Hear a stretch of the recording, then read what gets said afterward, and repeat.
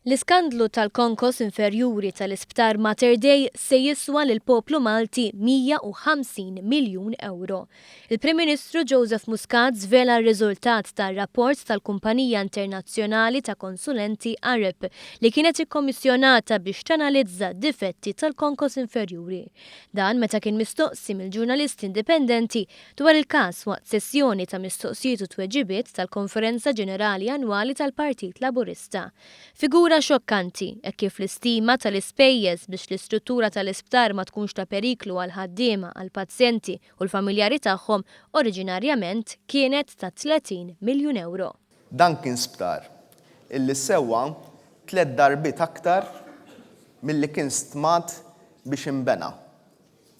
Iċċertifikawh illi tajjeb u issa biex nieħdu dak li diġà ħallasna 3 darbiet aktar għalih rridu nonfqu 150 miljun oħra biex inkunu nistgħu nirranġaw. Il-Prim Ministru fakkar kif dawn il-miljuni huma l-prezz għoli ta' korruzzjoni ta' gvern preċedenti li ħajbati għalihom kulħadd.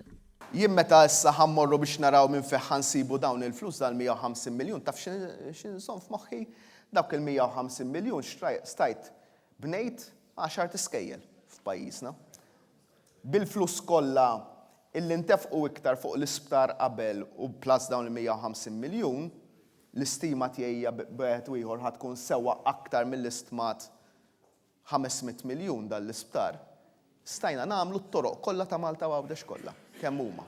Dik hija il-prezz tal-korruzzjoni illi kien hemm taħt il-gvern Leader. Innota li wara dan l-iskandlu l-istess nies issa jimmilitaw f'karigi għolja fil-Partit Nazzjonalista. Inkompetenza grassa ta' nies illi fosthom issa hemm minnhom hemm min huwa CEO tal-Partit Nazzjonalista, hemm min huwa ingarzat f'ħafna affarijiet oħra, ma lilin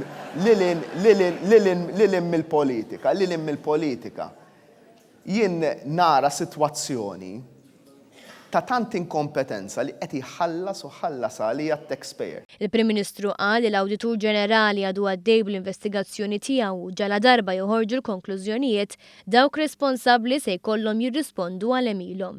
Jemmen li dan l-episodju iservi biex in-nies jaraw distinzjoni ċara bejn iż-żewġ partiti. In-nies qed jindunaw illi il-messaġġ li hemm min qed jipprova jwassal illi iż-żewġ partiti huma l-istess, jien ngħid bdil biċċa xogħol turi kemm mhux veru.